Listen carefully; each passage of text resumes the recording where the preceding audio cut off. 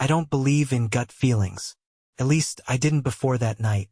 I used to think suspicion was something that grew from insecurity, not from reality. That if you trusted someone, truly trusted them, you wouldn't find yourself questioning their words, their actions, their silences. And yet, that evening, as I sat in the car watching my wife adjust her lipstick in the mirror, I felt it. That quiet, suffocating sense that something was just off. "Why are you so tense?" Geneva asked, catching my expression in the reflection. "I'm not," I lied, forcing a smile. "Just not really in the mood for a party." She sighed, closing her compact mirror with a soft click. "Come on, Oliver, you promised. This one night. Besides, it's important to me." She reached over and squeezed my hand, her fingers warm against my skin. A familiar touch, yet somehow distant. Like someone going through the motions of love rather than actually feeling it. I swallowed the unease and nodded. One night. What's the worst that could happen? The house was bigger than I expected. Expensive, modern, the kind of place where people sipped wine they couldn't pronounce and had conversations that sounded like auditions for a reality show. Geneva led me through the crowd effortlessly, stopping every few steps to hug someone, to laugh at a joke I hadn't heard, to exchange glances that felt too significant to be casual. She was glowing, radiant, like she belonged here in a way that I didn't. "Let me introduce you to some people," she said, pulling me toward a small circle of guests. But then, just as we approached, a man caught her eye from across the room. He was tall, confident, the kind of guy who looked like he owned half the city. Geneva let go of my hand, and she smiled. Not just any smile, that smile. The one she used to give me when we first fell in love. The one that made me feel like I was the only man in the world. Except this time it wasn't meant for me. And that was the moment I knew something was very, very wrong. The moment Geneva's smile lit up for that man, something inside me shifted. It wasn't jealousy. It wasn't rage. It was something quieter, heavier. Like the slow realization that the floor beneath you isn't as solid as you thought. I told myself not to overreact. Maybe they were old friends.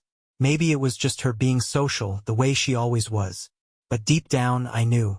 It was the kind of smile that carried weight, history. The kind of smile that wasn't meant for a stranger. Geneva turned back to me, her expression carefully neutral, as if she knew she had given too much away. "Oliver," she said, her voice light, almost too casual. "This is Darren." Darren. Even his name irritated me. Up close, he was even worse. Perfectly tailored suit, self-assured posture, the kind of handshake that wasn't too strong, but just firm enough to let you know exactly where you stood. He didn't introduce himself to me like a stranger would. No, he looked at me like a man who already knew me, who had already decided where I fit into this picture. And suddenly, the air felt too thick. "Nice to finally meet you," Darren said, his voice smooth. Finally, I glanced at Geneva, searching her face for something. Guilt, discomfort, anything.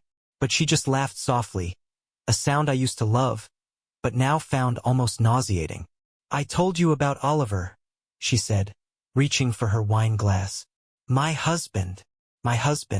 The words felt misplaced, out of context, like a reminder she was obligated to give rather than something she was proud to say. Darren's lips curled into the smallest smirk, almost imperceptible, but I caught it. I was supposed to say something, be polite, be normal, but my mind was already unraveling, trying to piece together a puzzle I hadn't even known existed. Geneva had been insistent about this party, almost desperate. I had assumed it was just social climbing, some networking thing she was invested in. But now I wasn't so sure. For the next hour I watched Geneva work the room, effortlessly drifting from one conversation to the next. She was magnetic, drawing people in with her charm, her laughter. But every few minutes, without fail, her eyes found him. Darren. They never stood too close, never touched, never did anything obvious. But the connection was there, thick and unspoken. It was in the way their eyes locked for a second too long. In the way she tucked her hair behind her ear when he laughed at something she said. And the worst part? She wasn't looking at me that way anymore. I felt like a ghost in my own marriage. Standing there, holding a drink I didn't even want, watching my wife act like I didn't exist. But I wasn't crazy. I wasn't imagining it. I just needed proof. I stepped outside, needing air. The backyard was dimly lit. A few guests lingering by the pool, lost in their own conversations. I exhaled, trying to clear my head. Maybe I was overthinking. Maybe I was reading too much into things. Or maybe I was finally seeing the truth. And then I heard it. Low voices. A hushed conversation coming from the side of the house, just beyond the patio. I took a step forward, my pulse hammering in my ears. Geneva's voice. Her voice. And then his. I should have walked away. I should have left it alone. But I didn't. Because for the first time in my life, I knew I was about to hear something I was never supposed to know. I moved slowly, quietly, pressing my back against the cool brick wall of the house as I crept closer. Their voices were hushed, but the words cut through the night like a blade. Did he suspect anything? Darren asked. My breath caught in my throat. No, Geneva murmured. At least, I don't think so. I don't think so. I felt my stomach drop. A part of me wanted to storm around the corner, to demand answers, to tear apart the veil of secrecy they had so carefully woven. But another part, one I hated to admit existed, needed to hear more. I needed to understand how deep the betrayal ran. Darren exhaled a soft laugh. You're sure? Because the way he looked at me tonight, I don't know, Geneva, he might be catching on. Silence. Then the faint clink of a glass being set down. He won't, she said finally. Oliver believes what he wants to believe. I gritted my teeth. I should have left. Should have walked away before I heard something that would completely rip me apart. But I stayed. And then she said it. He trusts me. The words felt like a slap. I stood there, my fingers curling into fists as I stared at the ground. The weight of her words pressing down on me like an avalanche. She wasn't worried. Not even a little. Because in her mind, I was nothing more than a fool. I don't know how long I stood there, frozen in place. Minutes? Hours? The world around me blurred. My thoughts twisting into knots I couldn't untangle. I had suspected. Deep down, I had known. But hearing it confirmed with such casual certainty, like my trust was a weakness rather than something sacred, was something else entirely. I forced myself to move. I turned, walking away from the side of the house, my mind racing. I needed air. More than that, I needed time. Time to think, to process, to figure out what the hell I was going to do. I pushed through the party, barely aware of the people around me. Their laughter, their empty conversations. Geneva had built an entire world in this place. A world where I was nothing more than an afterthought. I had to get out. But just as I reached the front door, a hand grabbed my wrist. I turned, expecting to see Geneva, but it wasn't her. It was a woman I barely recognized. One of the guests, maybe in her mid-40s, dark hair pulled into an elegant updo. There was something sharp in her gaze. Something that told me she knew exactly what I had just heard. You shouldn't leave, she said softly. I stared at her. What? Not yet. She glanced over her shoulder, toward the party, before meeting my eyes again. You're not the only one being lied to tonight. My heart pounded. What do you mean? I asked. She hesitated, then leaned in. I'll show you, she whispered. But not here. I should have said no. I should have walked out the door, gotten in my car, and left this entire nightmare behind. But instead I nodded. And that decision changed everything. I followed the woman through the house, weaving through the crowd of polished guests and hollow laughter. The music, the clinking of glasses, the murmur of meaningless conversations. It all felt distant, like I was trapped inside a scene playing out in slow motion. She walked with purpose, her pace just fast enough that I had to keep up but not so quick that she'd draw attention. I didn't even know her name, yet something about her presence kept me locked in place. My mind too scrambled to question whether following a stranger was the right decision. We passed through a hallway lined with abstract paintings. Bold reds, dark blues, splashes of chaos trapped inside expensive frames. She stopped near a door at the end of the hall, glancing over her shoulder before turning the handle and slipping inside. I hesitated for half a second before stepping in behind her. The room was a study, dimly lit, sleek and modern. Bookshelves lined the walls, but they weren't the kind filled with well-loved novels. These were decorative, untouched, the kind rich people filled with expensive hardcovers to make themselves seem cultured. The woman shut the door behind me, her eyes sharp as she turned to face me. "You heard them, didn't you?" she asked. I swallowed. "Who are you?" Her lips pressed into a thin line. "That's not important right now." She walked over to the bar cart in the corner, pouring herself a drink with steady hands. "What matters is that you're not the only one in this house being lied to." I exhaled sharply, running a hand through my hair. "What does that mean?" She sipped her drink, studying me. "It means your wife isn't just cheating on you." The words hit like a slap. I had barely had time to process what I overheard outside, and now this? "What the hell are you talking about?" I snapped, my voice lower than I expected. She set the glass down and reached for her phone, tapping the screen a few times before turning it toward me. And my world tilted. The screen showed a photo, grainy, taken from a distance, but unmistakable. Geneva, sitting at a restaurant, with Darren. His hand was on hers, their heads tilted close together. It could have been mistaken for an innocent moment if not for the way she was looking at him. It was the kind of look you don't give someone unless they own a piece of your heart. The kind of look she hadn't given me in a long, long time. But it wasn't just one photo. The woman swiped through her screen, revealing more Geneva and Darren in a hotel lobby. Geneva getting into his car. Geneva laughing with him in a way that made my stomach turn. I took a step back, shaking my head. This could be anything.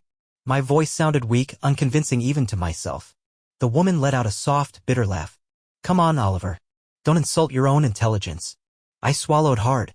"How long?" I asked. She hesitated, then sighed. "At least 6 months. Maybe longer." 6 months.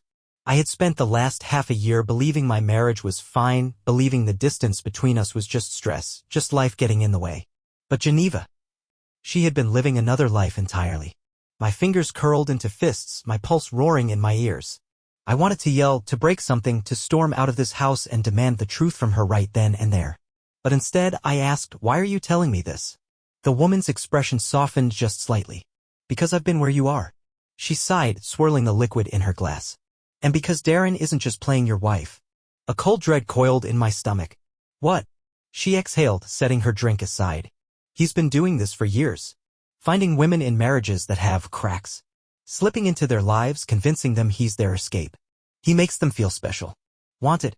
But it's never just one woman at a time." I felt sick. I had thought this was personal, just my life falling apart. But now it was bigger. It wasn't just Geneva's betrayal. It was the realization that I wasn't even special in my own destruction. I left the study feeling like a man walking through a dream. Or maybe a nightmare. The party was still in full swing, oblivious to the fact that my entire world had just been turned inside out. Geneva was across the room, laughing at something, her eyes bright, her body relaxed. Like she wasn't even carrying the weight of what she'd done.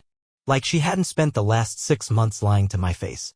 Like she still believed I was too blind to ever find out. My pulse pounded as I stood there, watching her. I had always believed in confronting things head-on. But now? Now, I wasn't so sure. Because for the first time, I wasn't just reacting. I was planning. And Geneva? She had no idea what was coming. I don't remember walking back into the party. I don't remember how I forced my feet to move, how I managed to keep my face neutral while my insides twisted like a steel trap snapping shut. All I remember is watching her. Geneva stood by the bar, sipping her wine, her laughter weaving seamlessly into the background noise of the party. She was glowing, completely at ease, as if she wasn't living a double life. As if she hadn't spent months sneaking around, touching another man's hands, whispering words meant for me into someone else's ear. She didn't look like a woman burdened by guilt. She looked free. And I hated that. I stood there, gripping the edge of a table to ground myself, my mind a whirlwind of questions. Had she ever felt guilty? Did she ever second-guess herself before climbing into his car, before meeting him behind my back? Did she ever hesitate before kissing him? Or had I simply become a footnote in her life, a shadow of a man she once loved but no longer considered? I wanted answers, but I wasn't sure I could stomach them. A hand touched my shoulder, snapping me out of my spiral. I turned sharply, half expecting it to be the woman from earlier. It wasn't. It was Darren. And he was smirking. Oliver, he said smoothly, like we were old friends, like he hadn't spent months dismantling my marriage from the inside out. Enjoying the party? His confidence made my stomach churn. Because I knew something Geneva didn't. I knew that he wasn't just playing her. That realization should have been comforting. It should have made me feel better knowing she wasn't special to him, that she was just another name on his list. But it didn't. Because she had chosen him. She had chosen this. I forced a tight smile. Yeah. Great party. Darren chuckled, swirling his whiskey. Geneva mentioned you weren't much of a social guy. I get that. Not everyone thrives in these kinds of settings. There it was. A subtle dig. A reminder that he knew things about my wife that I didn't. I exhaled slowly, my pulse pounding in my ears. Yeah? And what else did Geneva say about me? He raised an eyebrow, amused. Nothing bad if that's what you're worried about. Liar. I could see it in his eyes, the satisfaction, the arrogance. He wanted me to know without outright saying it. He wanted me to feel small. And for the first time in my life, I understood something with crystal clarity. Darren wasn't just some guy Geneva had fallen for. He was the kind of man who enjoyed taking things from other people. And that made this personal. I forced myself to chuckle, nodding toward his drink. Looks like you're thriving here, though. How do you know the hosts? Darren took a sip of whiskey, considering his answer. Old friends. We run in the same circles. Run in the same circles. A vague, practiced response. I wondered how many husbands had heard those same words before me, how many men had stood in my exact position, unraveling the threads of their marriage while Darren stood there, smiling like it was all a game. And then he did something I didn't expect. He leaned in, lowered his voice, and said, "You should relax, Oliver. You wouldn't want to embarrass yourself tonight." My entire body went still. The way he said it, so damn casual, was like a blade slipping between my ribs. This wasn't a conversation. It was a warning. He wasn't worried. Because in his mind I was already defeated. I walked away without another word, my hands shaking as I moved through the party. I needed air. I needed out. But just as I reached the front door, Geneva appeared beside me, her fingers curling around my wrist. "Where are you going?" she asked, tilting her head, her voice soft, concerned, fake. I stared at her, the weight of the last hour pressing down on me like a crushing tide. I wanted to say everything. I wanted to tell her I knew. That I had heard her. That I had seen the photos. That I had spoken to a stranger who had shattered my entire reality in less than 10 minutes. But I didn't. Because suddenly I realized something. Geneva wasn't afraid. She didn't look guilty. She wasn't worried I had figured it out. Because in her mind I was still the fool she had spent months lying to. And for the first time in my life I was glad she underestimated me. I met her gaze, forcing a small, tired smile. Just needed some air. She relaxed instantly, her grip on my wrist loosening. "Come back inside," she said, squeezing my hand like she actually cared. "Stay a little longer." And I nodded. Because I wasn't done yet. Geneva thought she was in control. But now? Now I was playing the game too. I stepped back inside, but the house felt different now, colder, emptier. The music was still playing, people were still laughing, but it all sounded distorted, like I was hearing it through water. Every glance, every movement, every whispered conversation suddenly felt suspicious. I wasn't supposed to be here. Not as her husband. Not as the man Geneva had already written off as an afterthought. But I stayed. Because she thought I wouldn't. She thought I was too blind, too trusting to notice the cracks. She thought I was still the same man I had been before I walked into this house. But she had no idea who I was now. Geneva led me back into the party, her fingers lightly brushing against my arm, just enough to make it look like we were still the picture-perfect couple. "Why don't you get yourself a drink?" she said with a small smile. "Loosen up a little." I studied her face, looking for any trace of hesitation, any flicker of guilt. Nothing. She wasn't worried. She had already convinced herself that I wasn't a threat. And that was the biggest mistake she had ever made. I didn't go to the bar. I didn't need another drink. Instead, I wandered through the house, slipping through the cracks of the party like a ghost. Watching. Listening. Because if Geneva and Darren thought I was just going to sit back and let them make a fool out of me, they didn't know me at all. I found her again, the woman who had shown me the pictures. She was standing near the grand staircase, talking to an older couple, but the moment she saw me, she excused herself and walked over. "You stayed," she murmured, tilting her head. I nodded. "I need to know everything." She studied me for a long moment before finally sighing. "Come with me." We ended up in a smaller room near the back of the house. A guest lounge, maybe, with soft lighting and expensive leather chairs. The noise of the party faded behind the walls, leaving only silence between us. The woman sat down, crossing her legs. My name is Elaine. I finally had a name. But I didn't say mine. I wasn't sure if I wanted to exist as Oliver, the betrayed husband, anymore. How do you know all of this? I asked instead. Elaine let out a quiet, bitter laugh. Because I was married to a woman just like Geneva once. I stiffened. He was charming like Darren, confident, the kind of man who knew how to make you feel like the most important person in the room. But it was never real. Her eyes darkened. Because men like him don't love people. They collect them. I swallowed hard. I already knew Darren wasn't just some guy Geneva had fallen for. But hearing it out loud, knowing this wasn't his first time, made my skin crawl. Elaine leaned forward. He's not going to stay with her, you know? The words slammed into my chest. What? Darren doesn't do long-term. He likes the thrill of stealing women from their husbands. The excitement, the secrecy, the danger. But the second it stops being fun, she tilted her head. He moves on. I clenched my jaw. So what happens to Geneva? Elaine's lips curled into a humorless smile. She'll wake up one day and realize she burned her entire life to the ground for a man who never planned on staying. I exhaled slowly, my hands tightening into fists. That should have made me feel better. It should have given me some kind of sick satisfaction, knowing that she was going to lose everything. But it didn't, because I wasn't here for revenge. I was here to understand, to figure out how the hell the woman I had built a life with had become this. How long do I have? I finally asked. Elaine raised an eyebrow. Until what? Until he gets bored. She studied me carefully, then sighed. Not long. A few months, maybe. Less, if she starts getting too attached. I nodded slowly.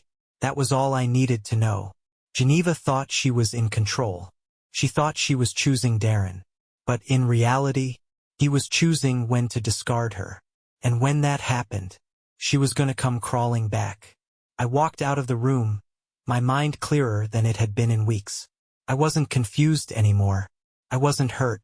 I was just done. The party was still in full swing, but I didn't see any of it. I only saw her. Geneva was standing near the fireplace, her glass of wine still half full, her eyes darting around the room as if she were looking for someone. And I knew exactly who.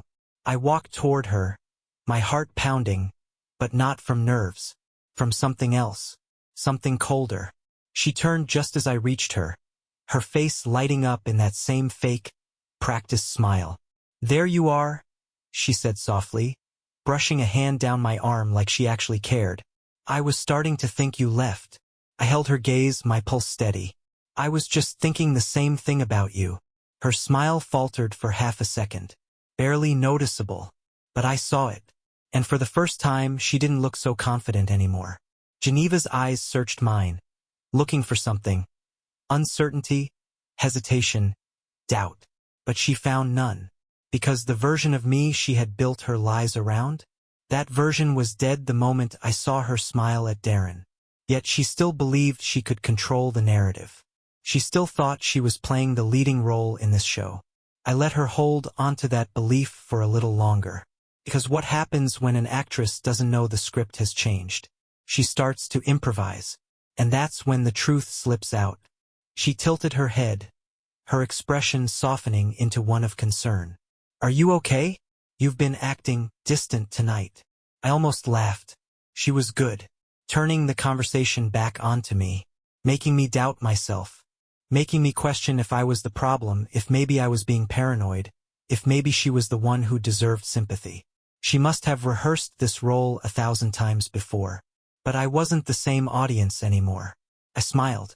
Yeah, just thinking. Her fingers curled lightly around my wrist, her touch warm, reassuring. A touch designed to keep me under her spell. Thinking about what? I shrugged. How much you wanted me to come here tonight. Geneva blinked, caught off guard for just a fraction of a second. Of course I did, she said smoothly. I wanted us to have fun together. Together. A word that carried zero weight when spoken by a woman who had already given pieces of herself to another man. I nodded, playing along. Right? And you know what's funny? I was standing outside earlier, And I overheard something interesting. Her grip on my wrist tightened. Just slightly.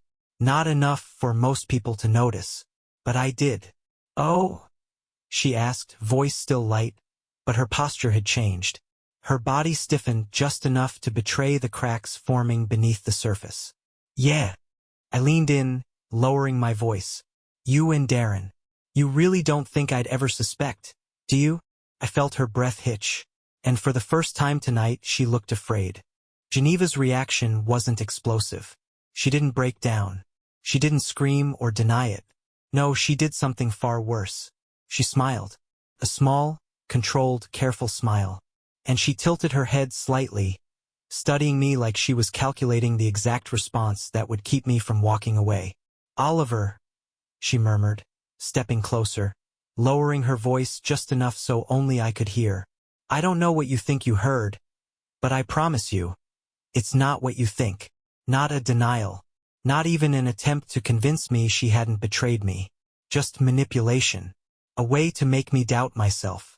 A way to make me second-guess the storm that had already ripped through my chest. And that was all the proof I needed.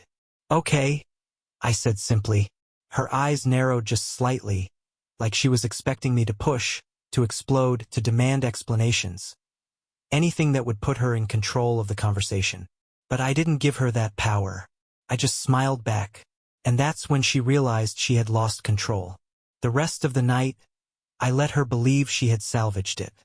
I let her think she had successfully planted doubt in my mind, that I was backing down, that she had somehow won.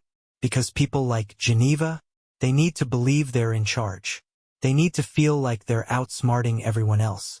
And the moment they start to feel safe, that's when they make mistakes. And she did. She thought I wasn't watching when she slipped away, her phone gripped tightly in her hand. She thought I wasn't paying attention when she whispered something into Darren's ear, when he laughed softly in response, when his hand brushed her back just a little too intimately. She thought I wasn't noticing when she left the room, walking towards the back hallway where fewer people would see her. But I was, and I followed her. The hallway was empty when I stepped inside. Dimly lit, silent. A world separate from the party still buzzing on the other side of the walls. I moved carefully, my footsteps barely making a sound against the marble floor. And then I heard it. Her voice. Low. Urgent. "I don't know," she was saying. "He's acting weird.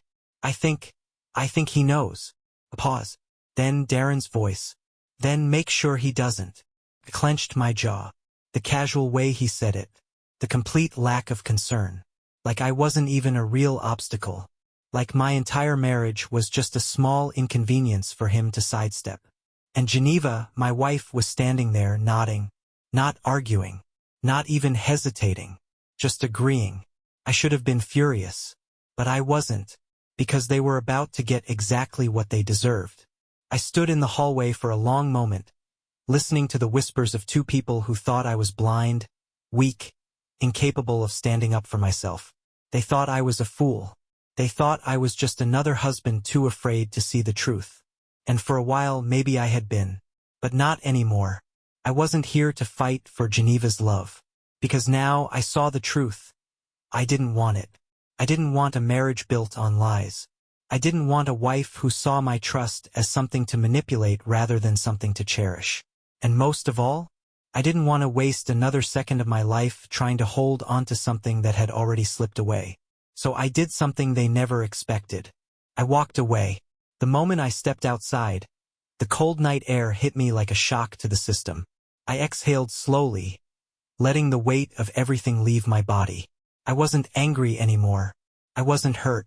I was free. I pulled out my phone and scrolled through my contacts until I found exactly what I needed. My lawyer. I sent a single text. "File the papers first thing in the morning. I'm done." Then I blocked Geneva's number. Not because I wanted to punish her, but because she no longer had a place in my life. She had made her choices. And now, I was making mine. The next few weeks were a blur. Divorce papers. Logistics. Splitting assets. Geneva cried at first, tried to make me feel guilty, tried to convince me that this wasn't what she wanted, that she had made a mistake. But I just smiled, because the real mistake was thinking I would stay.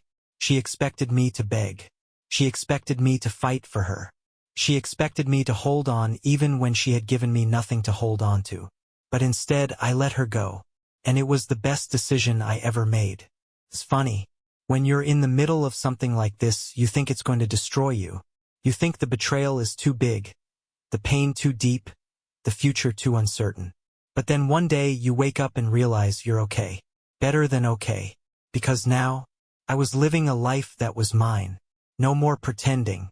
No more wondering if my wife was lying every time she looked me in the eye. No more carrying the weight of someone else's deception. I was free. And for the first time in years, I was actually happy. The last time I saw Geneva, she looked different. Tired. Lost. Like she was realizing, far too late, that she had given up something real for a man who never planned on staying. Darren was already gone. She had burned her life down for him, and now she had nothing but ashes. I could have felt satisfaction in that. But I didn't, because I wasn't looking back anymore. I was moving forward. And the future? It had never looked brighter.